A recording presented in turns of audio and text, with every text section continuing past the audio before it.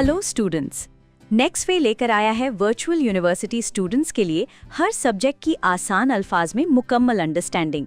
जैसा कि नेक्स्टवे पर आपको स्लाइड बोर्ड में ही इसी सब्जेक्ट की डिटेल्ड समरी भी मिल जाएगी, लेकिन हम यहाँ स्लाइड बोर्ड में मौजूद तमाम टॉपिक्स को कॉन्सेप्चुअली डिस्कस करेंगे और सब टॉपिक्स को एक दूसरे के साथ इंटरलिंक करेंगे ताकि आपको फाइनल टर्म एग्जाम्स की तैयारी के लिए ईजिली अंडरस्टैंडिंग हो सके।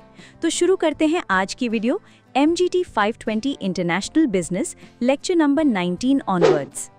इंटरनेशनल ट्रेड का आगाज इन नज़रियात से होता है जो ये बताते हैं कि डिफरेंट कंट्रीज आपस में कारोबार क्यों करते हैं।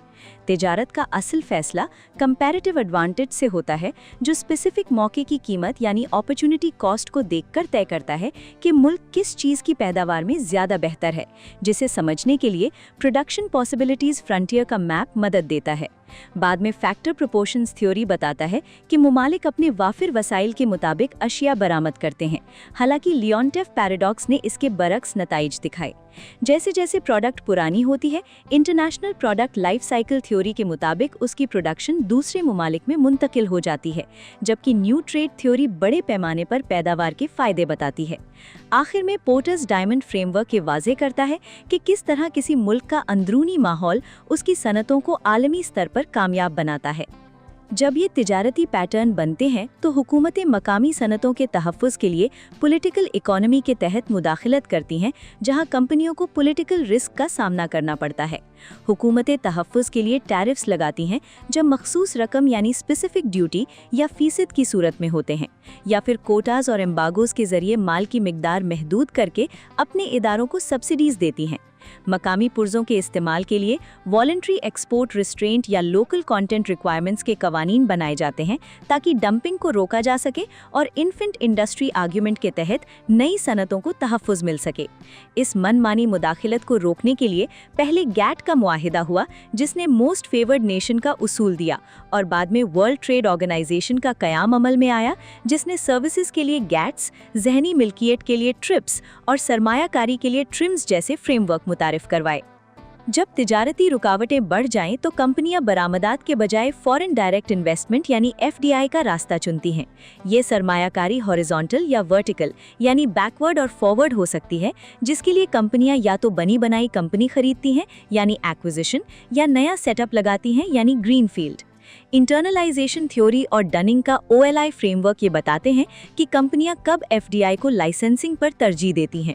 इसके असरात मुल्क के बैलेंस ऑफ पेमेंट यानी करंट अकाउंट और कैपिटल अकाउंट पर पड़ते हैं, और होस्ट कंट्रीज आमतौर पर प्रैग्मेटिक नेशनलिज्म की सोच के तहत सिर्फ उसी FDI की इजाज़त देती हैं जिसका फ़ायदा ज़्यादा हो। इस अमल को मज़ीद आसान बनाने के लिए पड़ोसी मुमालिक आपस में रीजनल इंटीग्रेशन यानी इलाकाई इंज़िमाम का सहारा लेते हैं, जिसके मराहिल free trade area, customs union, common market, economic union और पॉलिटिकल यूनियन पर मुश्तमिल हैं। इससे जहां ट्रेड क्रिएशन का फ़ायदा होता है, वहां ट्रेड डाइवर्जन का नुकसान भी हो सकता है। इस मरहले पर फॉरेन एक्सचेंज मार्केट और एक्सचेंज रेट्स अहम हो जाते हैं, जहां डायरेक्ट या इनडायरेक्ट तरीके से और स्पॉट या फॉरवर्ड मार्केट के जरिए करेंसी का तबादला होता है। आलमी मार्केट में कामयाबी के लिए कंपनियों को दुरुस्त मार्केटिंग करनी पड़ती है। सबसे पहले इंटरनेशनल मार्केट असेसमेंट के 5 मरहलों पर मुश्तमिल स्क्रीनिंग प्रोसेस से मार्केट की जांच होती है और गैप एनालिसिस से पोटेंशियल कस्टमर्स तलाश किए जाते हैं। फिर पुश या पुल तरीकों से प्रोडक्ट फरोख्त दी जाती है और कीमत के लिए प्राइस स्किमिंग या प्राइस पेनिट्रेशन की पॉलिसी अपनाई जाती है, जबकि प्रोडक्ट को हर जगह एक जैसा रखने यानी स्टैंडर्डाइजेशन या तब्दील करने यानी अडेप्टेशन का फैसला किया जाता है।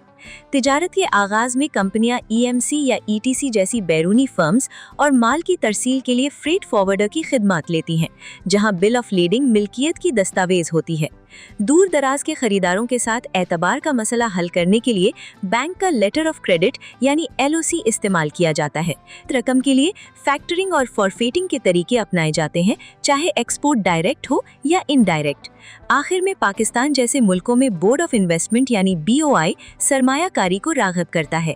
ऐसे मुमालिक में जहां हार्ड करेंसी की कमी हो, वहां तिजारत के लिए काउंटर ट्रेड का सहारा लिया जाता है, जिसमें नकद रकम के बजाय अशिया का तबादला यानी बाता, मुस्तकबिल में खरीदने का वादा यानी काउंटर परचेज, फैक्ट्री की अशिया से पैदाई यानी बाय बैक या थर्ड पार्टी के जरिए स्विच ट्रेडिंग और ऑफसेट जैसे तरीके इस्तेमाल किए जाते हैं।